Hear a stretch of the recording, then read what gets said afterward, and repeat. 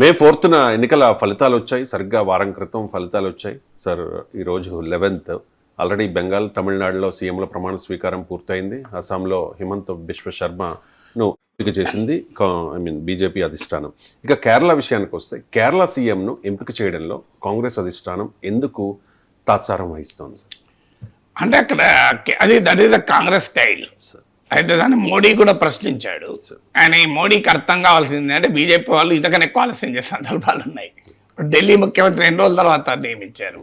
అసలు మధ్యప్రదేశ్, రాజస్థాన్, ఛత్తీస్గఢ్ ముఖ్యమంత్రులను చూడండి ఎన్ని రోజుల తర్వాత నిర్ణయించారు. ఇంకా తెలంగాణ ముఖ్యమంత్రి 24 గంటల్లో కాంగ్రెస్ ఫైనల్ చేసింది. అందువల్ల అసలు బీజేపీలో ఎవరిని ముఖ్యమంత్రి పెట్టినా ఎవరు అబ్జెక్షన్ చెప్పరు. అలాంటి పార్టీలోనే రోజులు తీసుకున్నారు. ఎందుకంటే ఢిల్లీలో పర్వేష్ వర్మ పోటీ ఉండే, రేఖా గుప్తా. సో ఎవరిని పెట్టాలి? పర్వేష్ వర్మనే మోస్ట్ ప్రాబబ్లీ సీఎం అవుతారు అనుకున్నారు. సో ఆయనను మీకు ఒప్పించడానికి చాలాసేపు పట్టింది వాళ్ళకు. సో అందువల్ల ఇలాంటి సందర్భాలు జరుగుతూ ఉంటాయి. మీకు కేరళలో ఏంటంటే అందరికీ తెలుసు, కాంగ్రెస్లో 3 పోటీ పడుతున్నారు. ఒకరు రమేష్ చెన్నితల, 2 కేసీ వేణుగోపాల్, 3 విడి సతీశన్. వీళ్ళు వారి ముగ్గురు ఆర్గ్యుమెంట్ నిన్న రాహుల్ గాంధీ, మల్లికార్జున్ ఖర్గేలతో సమావేశమయ్యారు. ఇందులో రమేష్ చెన్నితల వాదన ఏంటంటే నేను సీనియర్ మోస్ట్ లీడర్ అని. సో ఆయన ఇప్పటి నాయకుడు కాదు, చాలా ఓల్డ్. నేను స్టూడెంట్గా ఉన్న రోజుల్లో కూడా I think is youth Congress leader అనుకుంటాను. సో అందువల్ల చాలా ఓల్డ్ లీడర్.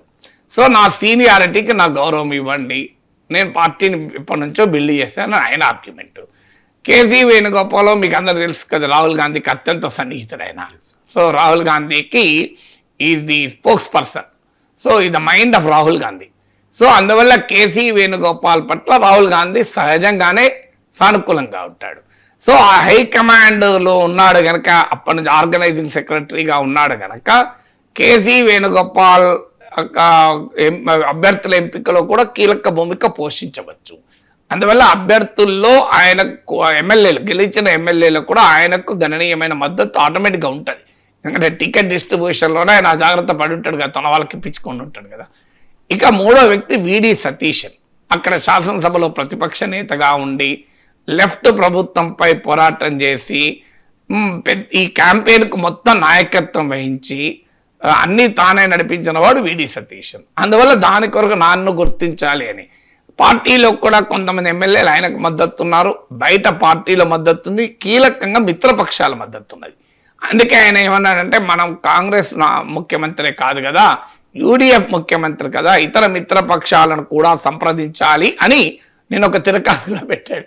కారణం ఏంటంటే కాంగ్రెస్ పార్టీ ఎన్నికలైన వెంటనే ఐయుఎంఎల్, సహజంగా కేరళలో సాంప్రదాయం ఏంటంటే యూడిఎఫ్ అయినా ఎల్డిఎఫ్ అయినా ఒకదాని ఎన్నికల్లో గెలిచాక డామినెంట్ పార్టీ చూస్ చేసుకుంటారు సీఎం, మిగతా మిత్రపక్షాలు అడ్డు చెప్పవు.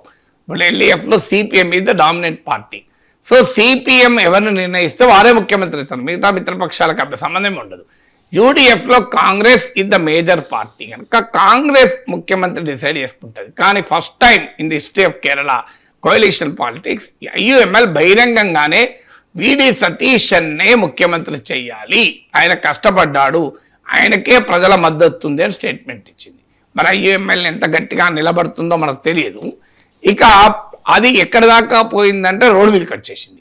సతీశన్కి అనుకూలంగా ర్యాలీలు, సతీశన్, వేణుగోపాల్, రమేష్ చెన్నితలకు అనుకూలంగా పోస్టర్లు, ఆఖరికి కాంగ్రెస్ కార్యాలయం పైన కూడా పోస్టర్లు వేశారు.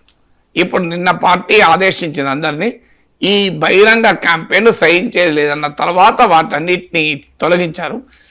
మీకు ఫోటోలు కూడా వచ్చాయి, కాంగ్రెస్ కార్యాలయంలో 3 నాయకుల ఫోటోలను తొలగిస్తున్న యూత్ కాంగ్రెస్ కార్యకర్తలు అని.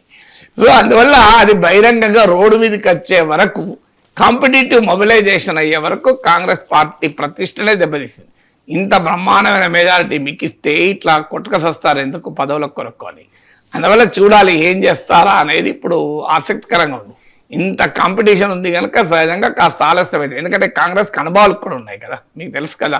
ఇప్పుడు రాజస్థాన్లో అశోక్ గెహ్లాట్, సచిన్ పైలట్ల మధ్య వివాదం, అశోక్ గెహ్లాట్ ఎంచుకున్న తర్వాత సచిన్ పైలట్ తిరుగుబాటు చేయడము, అది అప్పటికప్పుడు ప్రభుత్వాన్ని కూల్చకపోయినా ఎన్నికల్లో ఓడించింది. తర్వాత మీకు సెకండ్ ఎగ్జాంపుల్ కర్ణాటకలో ఇప్పటికీ సిద్ధరామయ్య, శివకుమార్ల సిగపట్లు కొనసాగుతున్నాయి. మీకు హిమాచల్ ప్రదేశ్లో సుఖేందర్ సిక్కు ప్రతిభా పాటిల్ల మధ్య ఆ గ్యాప్ ఇప్పటికీ కొనసాగుతుంది. మధ్యప్రదేశ్లోనైతే జ్యోతిరాదిత్య సింధియాను చేయక్క కమల్నాథ్ చేసినందుకు ఆ తర్వాత జ్యోతిరాదిత్య సింధియా వర్గం కాంగ్రెస్ నుంచే వెళ్ళిపోయి బీజేపీలో చేరి ఆఖరి కాంగ్రెస్ ప్రభుత్వం పతనమై బీజేపీ ప్రభుత్వం వచ్చింది. ఇన్ని అనుభవాలు ఉన్నాయి కదా. సో అందువల్ల ఇన్ని అనుభవాలు ఉన్న తర్వాత మీ కేరళలో కాస్త జాగ్రత్తగా ఉండాల్సిన అవసరం ఉంటుంది కదా కాంగ్రెస్కు.